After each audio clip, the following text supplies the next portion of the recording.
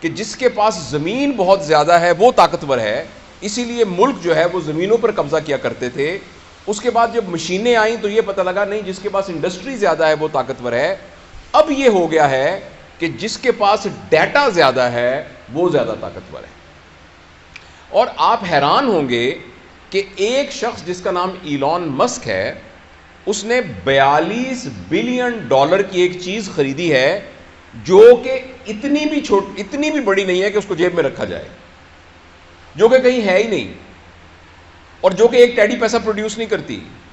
اور اس چیز کا نام ہے ٹویٹر، جو کہ $42 بلین کا لیا گیا. دنیا کے 140 ملکوں میں سے 70 کے قریب ایسے ملک ہیں جن کا بجٹ $42 بلین سے کم ہے، اور اتنے کی کسی شخص نے ایک چیز خریدی ہے جو کہ ہوا میں ایگزسٹ ہی نہیں کرتی.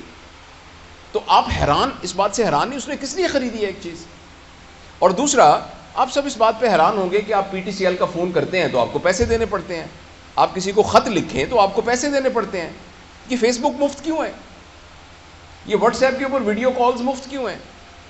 یہ آپ ہزاروں تصویریں بھیجیں، یہ مفت کیوں ہیں؟ اور جس بندے نے واٹس ایپ بنایا اس کے بلینز آف ڈالر خرچ ہوئے ہیں، وہ پاگل ہے کہ ہم سب کو مفت دے رہا ہے. فیس بک مفت کیوں؟ اس لیے کہ اس بھٹی کا ایندھن میں اور آپ ہیں. میں اور آپ ان کو ڈیٹا پرووائڈ کر رہے ہیں ہر انڈیویجول کا، اور یہ ڈیٹا کیومولیٹ ہے. صرف ڈیٹا سے کچھ نہیں ہوتا، ساتھ ایک پیرالل جو کمپیوٹنگ پاور ہے وہ اتنی انٹینس ہو چکی ہے کہ جس کے نتیجے میں آرٹیفیشل انٹیلیجنس کی وجہ سے آپ کی ایک بات ہر فرد کی ڈیٹا کی شکل کے اندر لوگوں کے پاس موجود ہے. اور جس کے پاس ڈیٹا زیادہ ہے اب وہ اس دنیا کو رول کرے گا. گوگل نام کی ایک کمپنی دنیا کے بہت زیادہ ملکوں سے زیادہ امیر ہے، اور گوگل کوئی ایک ٹچ بٹن، ایک سوئی، ایک دھاگا نہیں بناتی. پھر وہ دنیا کی کیوں امیر کمپنی ہے؟ اس لیے کہ اس کے پاس سب کچھ ڈیٹا ہے. لہٰذا پہلے جب انسان ایک ڈیوائن گائیڈنس کے ذریعے اپنی زندگی گزارتا تھا، پھر اس کے ذہن میں آیا کہ جو مجھے اچھا لگتا ہے میں نے ویسے زندگی گزارنی ہے. ابھی کچھ عرصے کے بعد ہمارے ہاتھ سے یہ پاور جانے والی ہے. اب الگوریدمز ڈیسائیڈ کریں گے کہ ہم نے کیا کرنا ہے.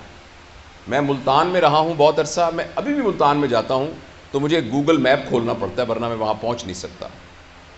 اسی طریقے سے کچھ عرصے کے بعد آپ نے کیا کھانا ہے اس کا فیصلہ فوڈ پانڈا کرے گا. آپ نے کون سی کتاب پڑھنی ہے اس کا فیصلہ امیزون کرے گا. اسی طرح آپ نے کس پارٹی کو ووٹ دینا ہے اس کا فیصلہ کوئی گوگل پالیٹکس فار ایگزامپل وہ کرے گا. اگر آپ مجھے اجازت دیں کہ آپ نے کون سا کیریئر اختیار کرنا ہے، آپ نے کس لڑکی کے ساتھ شادی کرنی ہے، آپ نے کس ملک میں سیٹل ہونا ہے. اچھا، اور کیوں؟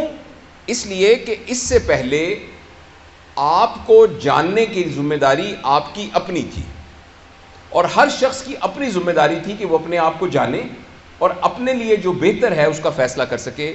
لیکن اب آپ کے اور میرے ساتھ کمپٹیشن ہے الگوریدمز کا اور ڈیٹا کا، اور اس الگوریدم اور اس ڈیٹا کے مقابلے میں یہ ہم سے جیت جائے گا.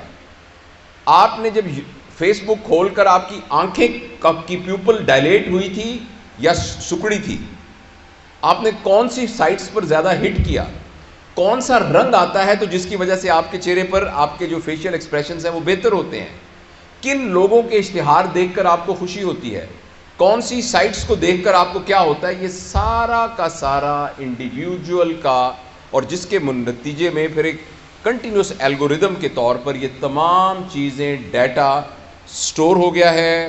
اسٹور ہونے سے ہم سب کے ساتھ اب مقابلہ ہے الگوریدمز کا. الگوریدم کھڑا ہو کے بتا سکتا ہے کہ آپ اپنی صحت کے بارے میں صحیح فیصلہ نہیں کر سکتے، میں آپ کی صحت کے بارے میں صحیح فیصلہ کر سکتا ہوں. مجھے پتہ ہے آپ کے کھانے کا پیٹرن کیا ہے، کیونکہ ابھی کچھ لوگوں نے تصویریں جب کھانا اگر کھائیں گے تو کر کے فیس بک پہ لگا دی ہوں گی. آپ بالکل یہ مت سمجھیے کہ آپ نے آئس کریم کھاتے ہوئے جب تصویر کھنچوائی تھی وہ تصویر کچھ نہیں ہے، وہ تصویر ایک بٹ آف جگزا پزل ہے جس نے آپ کو ہیک کرنے والی اس پکچر کے اندر وہ موجود ہے. آپ نے کہا کہ میں آج فلانی جگہ پر دوستوں کے پاس پہنچ گیا، وہ ایک ایک چیز کمپیوٹنگ پروسیس میں سے گزر کے آرٹیفیشل انٹیلیجنس کے ذریعے سے الگوریدم کی شکل میں موجود ہے. اور کچھ عرصے کے بعد میں اور آپ اس قدر مجبور ہو جائیں گے کہ ہم الگوریدم کے غلام بن جائیں گے. یہ بات فکشن نہیں ہے. میں آپ کے ساتھ یہ بات بہت سیریسلی شیئر کرنا چاہتا ہوں. اگر اس سلسلے میں ہم نے فوری طور پر کچھ نہ کیا اور آپ سے میں بات اس لیے کر رہا ہوں کہ آپ پوٹینشیل پیرنٹس ہیں.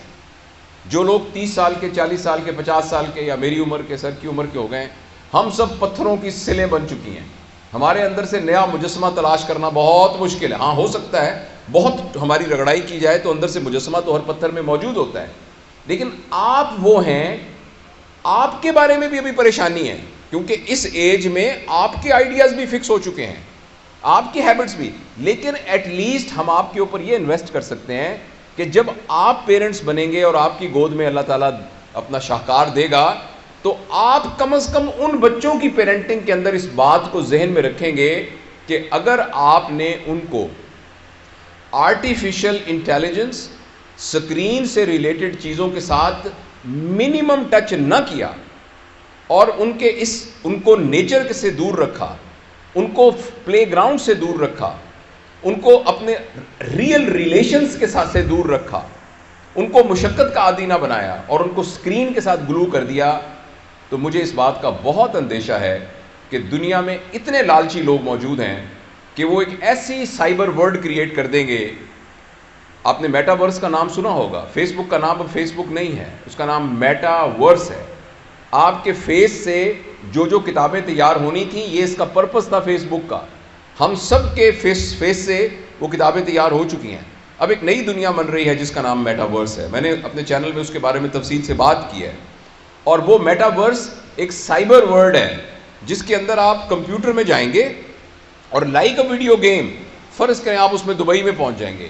لوگوں نے دبئی میں وہاں پلاٹ خرید لیے ہیں، فزیکلی نہیں، خرید لیے ہیں، ملینز ڈالر کے خرید لیے ہیں. کچھ نے اس میں ریسٹورنٹ بنا لیے ہیں، وہ آگے بک رہے ہیں.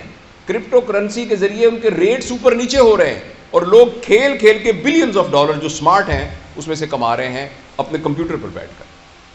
اب میں آپ سے آخری جو خطرناک بات شیئر کرنا چاہتا ہوں وہ یہ ہے کہ اگلے 10-15 سال کے اندر جو جاب مارکیٹ ہے وہ ٹوٹلی ڈسٹرب ہونے والی ہے.